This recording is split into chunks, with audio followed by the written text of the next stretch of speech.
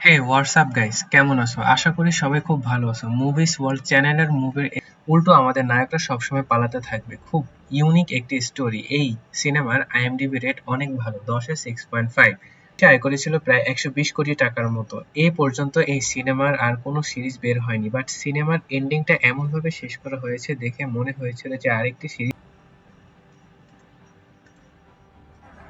এই কাহিনী যখন শুরু হয় তখন আমি 2 বছর জেল খেটে এসেছিস, প্লিজ এই লুট করার চিন্তা মাথা থেকে নামা। কিন্তু লি ওদেরকে বোঝায়, দেখ আমি ওই সে 3 জনকে প্ল্যান বোঝায় এবং বলে জেলে আমি এমন একটি লোকের সাথে পরিচিত হয়েছি যে ইল্লিগাল ভাবে অস্ত্র পাচার করে এবং তার সাহায্যে আমরা বেশ কিছু অস্ত্র পাবো আর যে আমরা আরামসে ওখানে লুট করতে পারবো।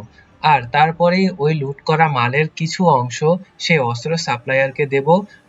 আর কি তবে এই হানকে এই সিনেমায় এত ভয়ঙ্কর দেখানো হয়েছে যে তোমরা কল্পনার দিন ওখানে জব করতে হবে। তবে আমি ঠিক সময় দেখে পরে তোদের সাথে তাইওয়ানে জয়েন করব। তো এরপর স্যাং ওদেরকে বিদায় জানিয়ে চলে যায় এবং